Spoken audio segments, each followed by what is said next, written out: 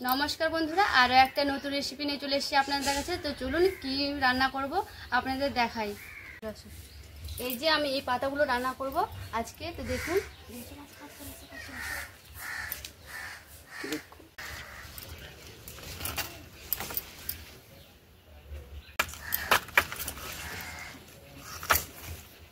এইগুলো তুলে নিয়েছি। এবারে এভাবে রান্না করব।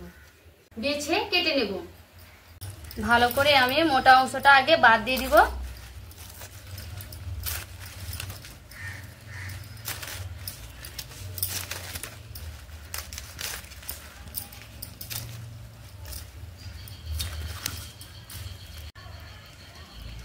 এই যে এই মোটা মোটা সিটগুলো আমি ফেলে দেব।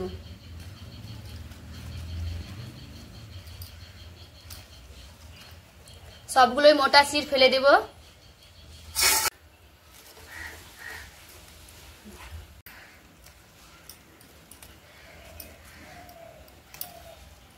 এইভাবে সবগুলো সিট আমি বাদ দিয়ে কেটে নিলাম। সবগুলো কাটা হয়ে গেছে। এবারে আমি জল দিয়ে ধুয়ে নেব। এবার আমি গ্যাসটা জ্বালিয়ে নেব, দিয়ে কড়াইটা চাপিয়ে দেব।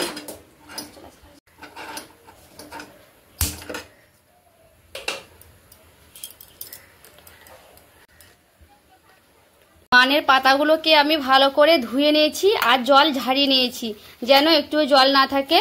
এবার আমি কড়াইয়ে দিয়ে দেব। মানের পাতাগুলো কড়াইয়ে দিয়ে দেব, শুকনো কড়াইয়ে। এবারে কাঁচা লঙ্কা দেব। এবার আমি রসুন দেব।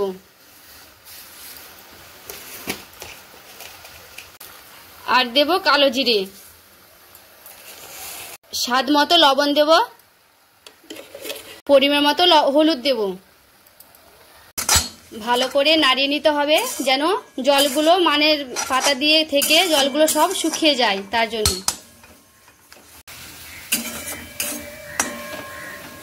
দেখুন জলগুলো কিন্তু শুকিয়ে যাবে একদম।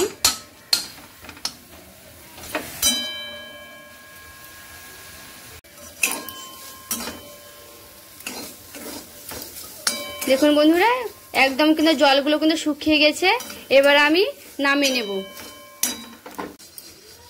এবার আমি নামিয়ে নিলাম। এইগুলোকে আমি এবার শিলনোড়ায় বেটে নেব।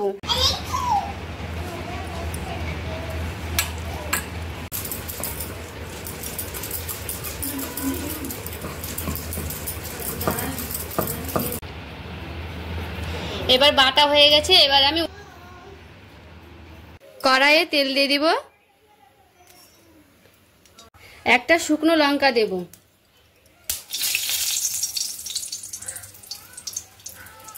আর অল্প কালো জিরে দেব। সেই মানের পাতা বাটাগুলো সে দিয়ে দেব তেলে। দিয়ে ভালো করে আমি নাড়িয়ে নেব।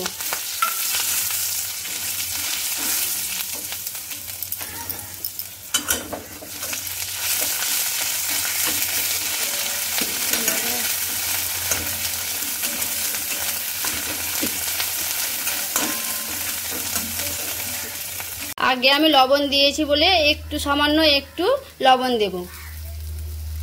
দেখুন বন্ধুরা, একদম কিন্তু শুকনো শুকনো হয়ে গেছে।